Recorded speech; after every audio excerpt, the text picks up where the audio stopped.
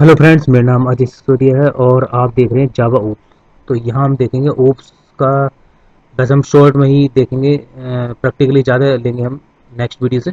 यह थोड़ा देख लेते हैं ओप्स क्या होते हैं। ऑब्जेक्ट ओरिएंटेड प्रोग्रामिंग अधिकतर लैंग्वेज में, लैंग्वेज जो होती है आजकल वो ओप्स को फॉलो करती हैं। OOPS stand for object oriented programming.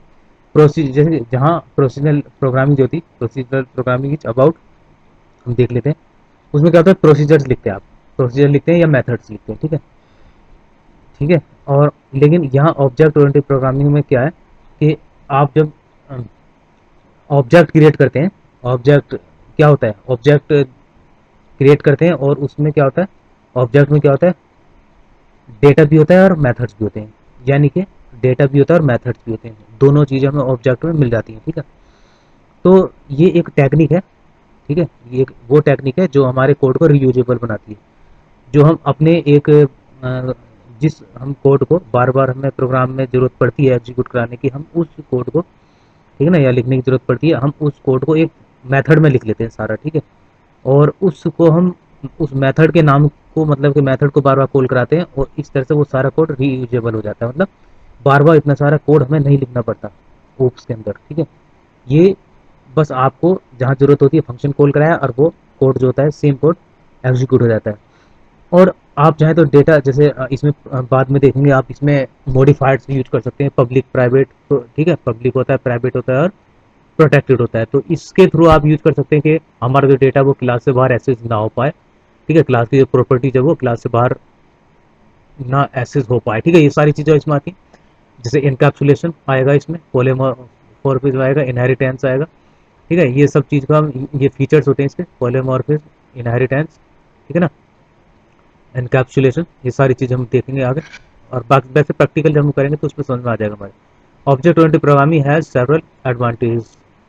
अच्छा, ऑब्जेक्ट ओप्स के कुछ एडवांटेजेस हैं। जैसे ओप्स क्या होता है, फास्टर होता है और एग्जीक्यूट, और आसानी से एग्जीक्यूट होता है, ठीक है। OOPS provides a clear structure for the program, program को एक क्लियर स्ट्रक्चर देता है। और OOPS help to keep the Java code DRY, मतलब कि don't repeat yourself. OOPS में क्या होता है कि कुछ कोड होता है, मतलब काफ़ी कोड होता है जो बार बार हमें रिपीट, बार बार यूज होता है वो कोड, तो हम उसे एक मेथड के अंदर लिख लेते हैं और उसको बार बार रिपीट होने से वो बच जाता है हमारा, जो का त्यों वो कोड सारा मेथड के थ्रू हमारा कॉल हो जाता है, ठीक है।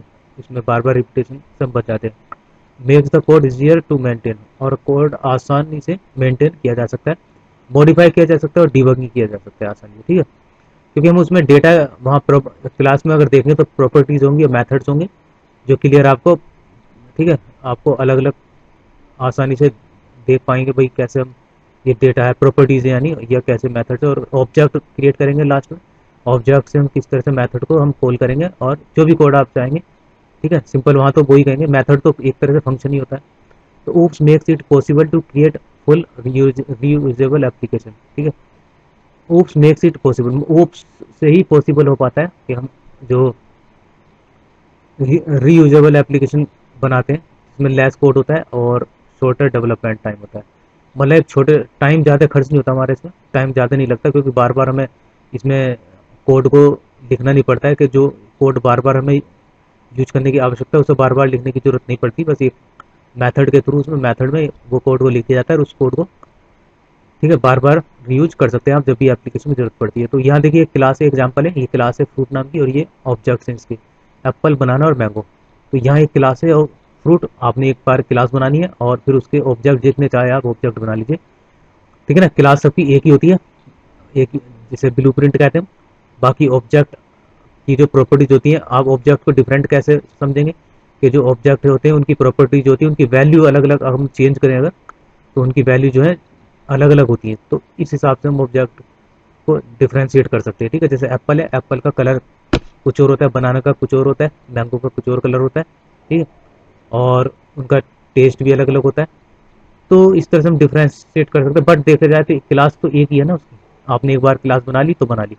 अब देखिए यहाँ पर एक क्लास ले ली आपने कार नाम की, जिसके ऑब्जेक्ट्स होंगे वोल्वो, ऑडी, टोयोटा। ये तीन अलग अलग कार हो गए, यानी कि इनको ऑब्जेक्ट मान लिए, लेकिन सबकी प्रॉपर्टीज अलग अलग होती है, ठीक है। किसका माइलेज अलग होता है, किसी का कलर अलग होता है, या फिर अंदर कुछ चीज़ें आप उसकी प्रॉपर्टीज अगर देखें तो वो अलग अलग होती हैं। So class is a template for object. Class एक टेम्पलेट्स है ऑब्जेक्ट के लिए, and object is an instance of the class. और ऑब्जेक्ट एक इंस्टेंस है क्लास का, ठीक है।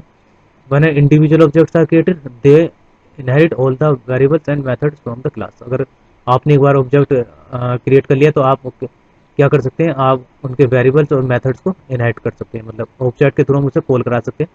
तो दोस्तों वीडियो को लाइक सब्सक्राइब शेयर जरूर कीजिएगा, और इतना आपने कीमती टाइम निकाला वीडियो के लिए, थैंक यू वेरी मच। तो ये रहा ओप्स का छोटा सा इंट्रोडक्शन।